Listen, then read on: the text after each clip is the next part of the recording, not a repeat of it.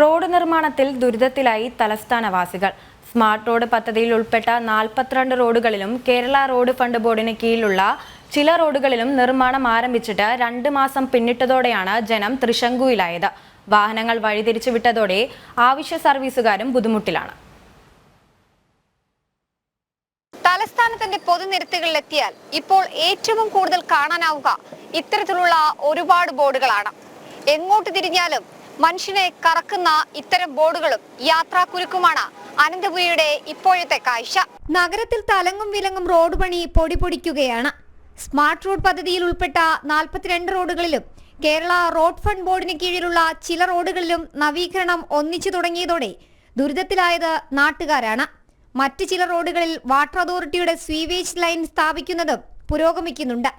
മാർച്ചിൽ പൂർത്തിയാക്കുന്ന നിലയിലാണ് നിർമ്മാണമെങ്കിലും 2 മാസത്തിലധികമായി പലരും ബുദ്ധിമുട്ടിലായിട്ട്. പിന്നെ ഈ ഓട എത്ര നാളെ ഇങ്ങനെ കിടക്കും എന്നുള്ളത് അറിയത്തില്ല. രണ്ടാമതായിട്ട് എല്ലാ കടകളിലും പൊടിയാണ്. മഴ പെയ്തു കഴിഞ്ഞാൽ ചെളി, അത് ഉണങ്ങിക്കഴിഞ്ഞാൽ പൊടിയാണ്. കടയ്ക്കകത്ത് കംപ്ലീറ്റ് പൊടിയാണ് അടച്ച് കയറിക്കൊണ്ടിരിക്കുന്നത്. MG റോഡിൽ പാളയം മുതൽ ചാല വരെയുള്ള ദൂരത്തിൽ വലതുവശത്തെ ഇടറോഡിലെല്ലാം പണി നടക്കുകയാണ്. ഇതോടെ വഞ്ചിയൂരിലെത്താൻ പെടാപ്പാടായി. കോടതി സമുച്ചയം, ഹോളി ഏഞ്ചൽ സ്കൂള് എന്നിവിടങ്ങളിലേക്ക് എത്തുന്നവർ ആകെ വലഞ്ഞ അവസ്ഥയിലാണ്. സ്റ്റാച്യു ഭാഗത്ത് നിന്ന് ജനറൽ ആശുപത്രിയിലേക്ക് പോകുന്ന റോഡിലെ വ്യാപാരികൾക്ക് കച്ചവടം പൂട്ടുന്ന അവസ്ഥയാണ്. വാടകയ്ക്കാണ് നമ്മൾ ഇരിക്കുന്നത്. ഇപ്പോൾ കച്ചവടങ്ങളൊന്നുമില്ല.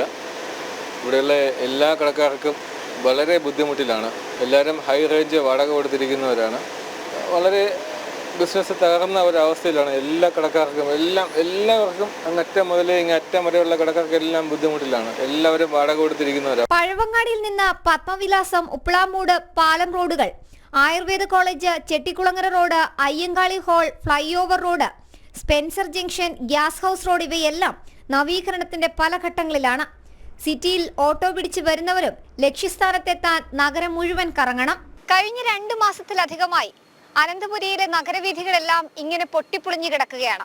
ആവശ്യക്കാർക്ക് വേണ്ട റോഡുകൾ ഇത്തരത്തിൽ എത്തിയിട്ടും അതിനുവേണ്ട മാർഗങ്ങൾ സ്വീകരിക്കാൻ സർക്കാരോ സംവിധാനങ്ങളോ അടിയന്തര നടപടികൾ സ്വീകരിക്കുന്നില്ല എന്നുള്ളതാണ് പ്രധാനം. Cameraman അനൂജിനൊപ്പം S. ശാലിനി, ജനം, തിരുവനന്തപുരം.